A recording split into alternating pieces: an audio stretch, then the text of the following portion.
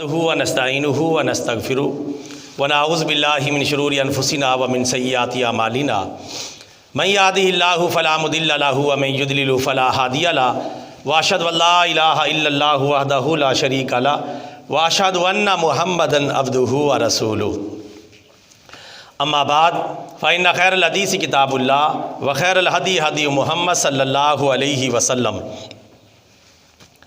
व शर्रल उमूरि मुहदसातुहा व कुल्ल मुहदसतिन बिदअ व कुल्ल बिदअतिन दलाला व कुल्ल दलालतिन फिन्नार। या अय्युहल्लज़ीना आमनुत्तक़ुल्लाह हक़्क़ तुक़ातिह व ला तमूतुन्ना इल्ला व अंतुम मुस्लिमून। या अय्युहन्नासु इत्तक़ू रब्बकुमुल्लज़ी ख़लक़कुम मिन नफ़्सिन वाहिदा व ख़लक़ मिनहा ज़ौजहा व बस्स मिनहुमा रिजालन कसीरन व निसाअ वत्तक़ुल्लाहल्लज़ी तसाअलून बिही वल अरहाम इन्नल्लाहा काना अलैकुम रक़ीबा। अम्मा बाद फ़ाऊज़ु बिल्लाहि मिनश शैतानिर रजीम बिस्मिल्लाहिर रहमानिर रहीम। इन्नल्लाहा व मलाइकतहु युसल्लूना अलन नबी या अय्युहल्लज़ीना आमनू सल्लु अलैहि व सल्लिमू तस्लीमा। अल्लाहुम्मा सल्लि अला मुहम्मदिन व अला आलि मुहम्मद कमा सल्लैता अला इब्राहीम व अला आलि इब्राहीम इन्नका हमीदुम मजीद। अल्लाहुम्मा बारिक अला मुहम्मदिन व अला आलि मुहम्मद कमा बारकता अला इब्राहीम व अला आलि इब्राहीम इन्नका हमीदुम मजीद। अस्सलातु वस्सलामु अलैका या रसूलल्लाह अस्सलातु वस्सलामु अलैका या हबीबल्लाह अस्सलातु वस्सलामु अलैका या रहमतल लिल आलमीन व अला आलिका व अस्सहाबिका या खातमन नबिय्यीन।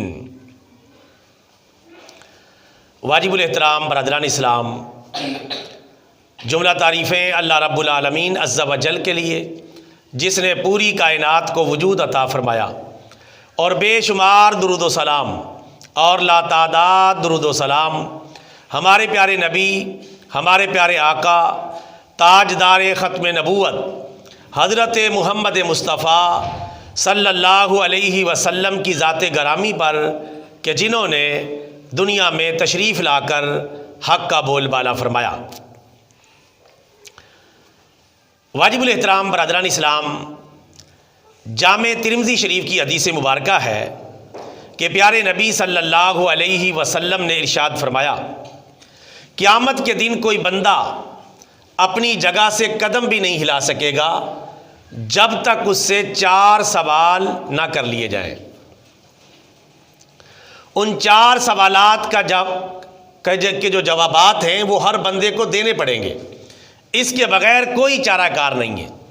हर बंदे से वो सवालात पूछे जाएंगे मैदान क़यामत के अंदर, और मैदान क़यामत में कोई बंदा जुम्बिश भी नहीं कर सकेगा, हरकत भी नहीं कर सकेगा, अपनी जगह से हिल जुल भी नहीं सकेगा जब तक उससे ये 4 सवालात ना कर लिए जाएं और इन 4 सवालात के जवाबात उससे ना ले लिए जाएं। अब वो 4 सवालात क्या हैं? प्यारे नबी सल्लल्लाहु अलैहि वसल्लम ने उन 4 सवालात को आउट कर दिया है, बता दिया है कि वो 4 सवालात क्या पूछे जाएंगे। हमें चाहिए कि उन 4 सवालात के जवाबात की तैयारी करें ताकि हम आखिरत में कामयाब हो जाएं और मैदान क़यामत के हिसाब किताब के अंदर कामयाब हो जाएं। अब वो 4 सवालात कौन कौन से हैं जो हमारे प्यारे नबी सल्लल्लाहु अलैहि वसल्लम ने हमारे लिए आसानी पैदा कर दी है कि हमें वो सवालात पहले ही बता दिए ताकि हम आसानी के साथ उनके जवाबात तैयार कर सकें और हमारे लिए कोई मुश्किल ना बने। वो 4 सवाल पहले ही बता दिए। अगर बच्चों को इम्तिहान लेने से पहले ही सवालात बता दिए जाएं तो इम्तिहान कोई मुश्किल नहीं रह जाता, लेकिन फिर भी कोई बच्चा सुस्ती करे तो उसकी अपनी गफलत है और उसकी अपनी लापरवाही है। हमारे प्यारे नबी सल्लल्लाहु अलैहि वसल्लम ने वो सवालात बता दिए जो मैदान क़यामत में पूछे जाएंगे। हमें चाहिए कि अब उनके जवाबात तैयार करें। हमारे पास काफ़ी वक्त है, हमारे पास काफ़ी टाइम है कि उन सवालात के जवाबात तैयार करके अल्लाह की बारगाह में जाएं ताकि हम अल्लाह की रहमत के मुस्तहिक हो जाएं और प्यारे नबी की शफात के मुस्तहिक हो जाएं। अब वो 4 सवालात कौन कौन से? प्यारे नबी सल्लल्लाहु अलैहि वसल्लम ने इरशाद फरमाया, पहला सवाल जो हर बंदे से पूछा जाएगा मैदान क़यामत में, वो पहला सवाल ये है कि तूने अपनी ज़िंदगी कैसे गुजारी। पूरी ज़िंदगी के बारे में सवाल किया जाएगा कि अपनी ज़िंदगी तूने कैसे गुजारी। بچپن سے لے کر لڑکپن تک، اور لڑکپن سے لے کر جوانی تک، اور جوانی سے لے کر بڑھاپے تک، اور بڑھاپے سے لے کر موت تک تو نے زندگی کیسے گزاری، پوری زندگی کے بارے میں سوال کیا جائے گا، پوچھا جائے گا، اور اس سوال کا جواب دینا پڑے گا۔ جو دے گا وہ کامیاب ہو جائے گا، اور جو نہیں دے سکے گا وہ ناکام ہو جائے گا۔ اگر اس نے زندگی اچھی گزاری ہوگی تو کامیاب ہو جائے گا، اگر اس نے زندگی قرآن و حدیث کی مخالفت میں گزاری ہوگی تو ناکام ہو جائے گا۔ یہ پہلا سوال ہے جو میدان قیامت میں ہر بندے سے پوچھا جائے گا کہ تو نے زندگی کیسے گزاری، یہ بتانا پڑے گا، اس کے بغیر کوئی چارہ کار نہیں ہوگا۔ ہر بندے سے یہ سوال پوچھا جائے گا پوری زندگی کے بارے میں، از اول تا آخر ہر بندے سے یہ سوال پوچھا جائے گا۔ تو ہر بندے کو چاہیے کہ اس سوال کے جواب کی تیاری کرے تاکہ اللہ کی رحمت کا مستحق ہو جائے اور پیارے نبی کی شفاعت کا مستحق بن جائے۔ دوسرا سوال پوچھا جائے گا، نمبر 2، کہ تو نے جوانی کیسے گزاری۔ جوانی کے بارے میں مستقل سوال ہوگا۔ جوانی چونکہ زندگی کا ایک اہم ترین جز ہے، اہم ترین حصہ ہے، اور سب سے اہم حصہ ہے۔ اس میں بندہ چاہے تو گناہ کر لے اور چاہے تو نیکیاں کر لے۔ زندگی میں اور خاص طور پر جوانی میں بندہ آزاد ہوتا ہے۔ جوانی کے بارے میں مستقل سوال ہوگا کہ تو نے جوانی کیسے گزاری۔ اپنی جوانی کے بارے میں بتانا پڑے گا کہ اپنی جوانی تو نے بد نظری اور بد نگاہی کرتے ہوئے گزاری، فلمیں ڈرامے دیکھتے ہوئے گزاری، گانے باجے سنتے ہوئے گزاری، یوٹیوب پر، فیس بک پر، انسٹاگرام پر، گوگل پر اور دیگر اپلیکیشنز جو ہیں ان پر آوارہ گردیاں کرتے ہوئے زندگی گزاری ہے، یا قرآن و سنت کے مطابق گزاری ہے۔ نوجوان نسل بیدار ہو جائے، خبردار ہو جائے۔ نوجوانوں سے بطور خاص، چاہے مردیں چاہے عورتیں، نوجوانوں سے یہ پوچھا جائے گا کہ تم نے جوانی کیسے گزاری۔ یہ بتانا پڑے گا کہ جوانی میں تم نے قرآن و سنت کی پابندی کی، اللہ کو راضی کیا، یا قرآن و سنت کی مخالفت کی اور شیطان کو راضی کیا۔ یہ دوسرا سوال ہے جو میدان قیامت میں ہر بندے سے پوچھا جائے گا کہ تم نے جوانی کیسے گزاری۔ جوانی کے بارے میں مستقل سوال ہے۔ ڈھل جائے گی یہ جوانی جس پہ تجھ کو ناز ہے، تو بجا لے جتنا چاہے، 4 دن کا ساز ہے۔ 4 دن کی کہانی ہے، اور پھر اندھیری رات ہے، اور پھر وہاں اللہ کی بارگاہ میں جا کر حساب کتاب دینا پڑے گا۔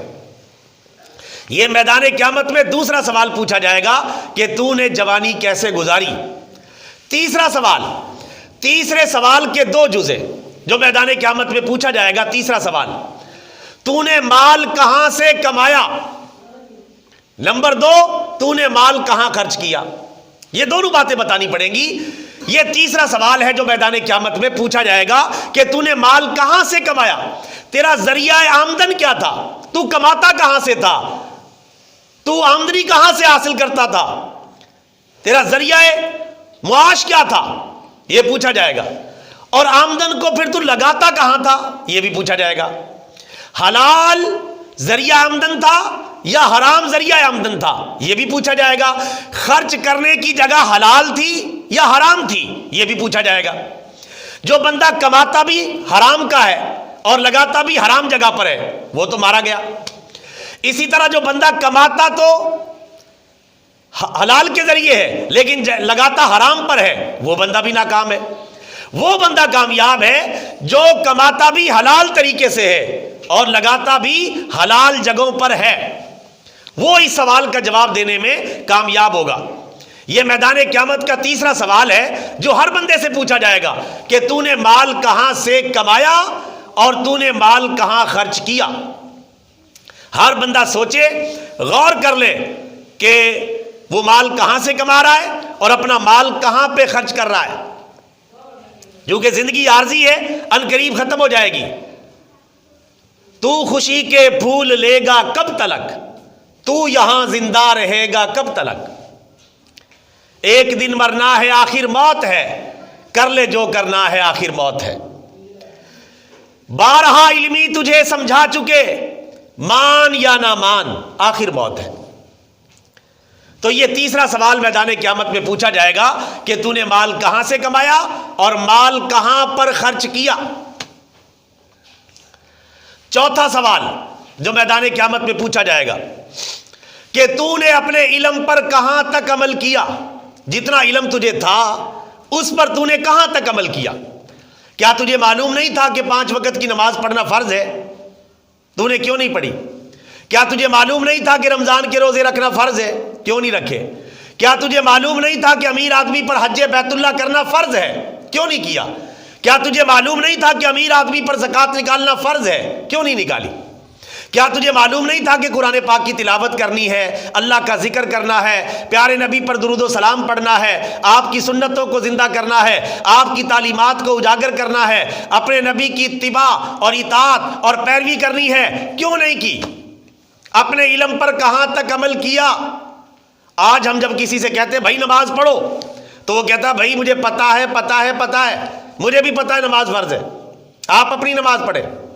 آج جب کسی سے کہا جاتا ہے رمضان کا روزہ رکھو، وہ کہتا ہے مجھے بھی پتہ ہے روزہ فرض ہے، آپ اپنی فکر کریں۔ یہ پتہ ہے تو پھر عمل کیوں نہیں ہے؟ جب پتہ ہے نماز پڑھنا فرض ہے تو پھر پڑھے، جب پتہ ہے قرآن پاک پڑھنا ہے تو پھر پڑھے، جب پتہ ہے رمضان کے روزے رکھنا فرض ہے تو پھر رکھے۔ یہ پتہ ہے کہہ کے اور بے عملی کرنا اور عمل نہ کرنا، یہ غفلت کی انتہا ہے۔ علم بھی ہے، پتہ بھی ہے، لیکن پھر بھی دین پر عمل نہیں کر رہا۔ اسی کے بارے میں تو چوتھا سوال ہے میدان قیامت میں کہ تو نے اپنے علم پر کہاں تک عمل کیا، یہ بتانا پڑے گا میدان قیامت میں، اس کے بغیر جان نہیں چھوٹے گی۔ تو میرے بھائیوں، میدان قیامت کے یہ 4 سوالات ہیں۔ کتنے سوالات ہیں؟ 4 سوالات ہیں۔ قبر میں بھی 4 سوالات پوچھے جائیں گے، میدان قیامت میں بھی 4 سوالات ہیں۔ کل یہ 8 سوالات ہیں۔ جو ان 8 سوالات کے جوابات دینے میں کامیاب ہو گیا وہ واقعتاً کامیاب ہو گیا۔ قبر میں بھی 4 سوالات پوچھے جائیں گے۔ جب بندے کو دفن کر کے آ جائیں گے اس سے 4 سوال پوچھے جائیں گے، تیرا رب کون ہے، تیرا نبی کون ہے، تیرا دین کیا ہے۔ اور چوتھا سوال پوچھا جائے گا جس نے سوالوں کے صحیح جواب دے دیے کہ تو نے ان سوالوں کا صحیح جواب کیسے دے دیا؟ وہ بتائے گا کہ میں قرآن کو پڑھتا رہا، اس پر ایمان لایا، اس پر عمل کرتا رہا، اس لیے میں نے ان سوالوں کے صحیح جواب دے دیے۔ اور جو قبر کے ان 3 سوالوں کے صحیح جواب نہیں دے سکے گا، یہ نہیں بتا سکے گا کہ میرا رب کون ہے، میرا نبی کون ہے، میرا دین کیا ہے، اس سے پوچھا جائے گا اس کی وجہ، علت، سبب کیا ہے کہ تو سوالوں کے صحیح جواب نہیں دے سکا۔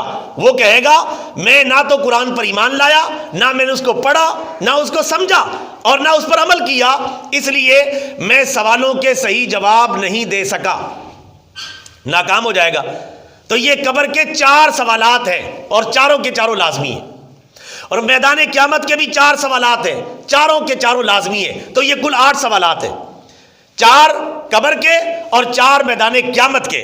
ان 8 سوالات کے جوابات کی تیاری جس کی مکمل ہے وہ جنت میں جانے میں کامیاب ہو جائے گا، اور جس کی تیاری نامکمل ہے وہ پھنس جائے گا، کیونکہ جنت تک جو راستہ جاتا ہے وہ جہنم سے ہو کر جاتا ہے۔ جہنم کے اوپر ایک پل ہے جس کو پل صراط کہتے ہیں، اس پل صراط سے گزر کر ہی کوئی بندہ جنت میں جا سکتا ہے۔ اب جس کے اعمال ہوں گے اچھے، کوئی بجلی کی سی تیزی سے نکل جائے گا، کوئی آنکھ جھپکنے کی تیزی سے نکل جائے گا، کوئی تیز سواری کی رفتار سے نکل جائے گا، کوئی پرندوں کی سی تیزی سے نکل جائے گا، کوئی جو ہے آہستہ آہستہ کر کے نکل جائے گا، کوئی لڑکھڑاتا بہرحال نکل جائے گا، اور کوئی ایسا ہے کہ نکل رہا ہوگا لڑکھڑاتا ہوا گر پڑے گا، اور جو گر گیا وہ سیدھا جہنم میں گیا، اور کوئی جو ہے چل ہی نہیں سکے گا، سیدھا ہی جہنم میں گر جائے گا، کیونکہ جنت تک جانے کا یہی ایک راستہ ہے، جو یہاں سے گزرے گا وہ جنت میں جائے گا۔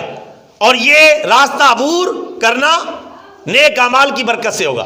جس کے پاس نیکیاں زیادہ ہوں گی، نیکیوں کی کرنسی ہوگی جس کے پاس، دنیا کی کرنسی تو دنیا میں چلتی ہے، آخرت کی کرنسی آخرت میں چلے گی۔ دنیا کی کرنسی سے ہم پلاٹ خرید لیتے ہیں، مکان بنا لیتے ہیں، دکانداری کر لیتے ہیں، الاٹ پلاٹ اپنے نام کروا لیتے ہیں، زمینیں خرید لیتے ہیں، یہ دنیا کی کرنسی ہے۔ دنیا کی مارکیٹ سے، دنیا کی کرنسی سے چیزیں خریدی جا سکتی ہیں، لیکن آخرت کی کرنسی سے آخرت کی چیزیں خریدی جا سکیں گی۔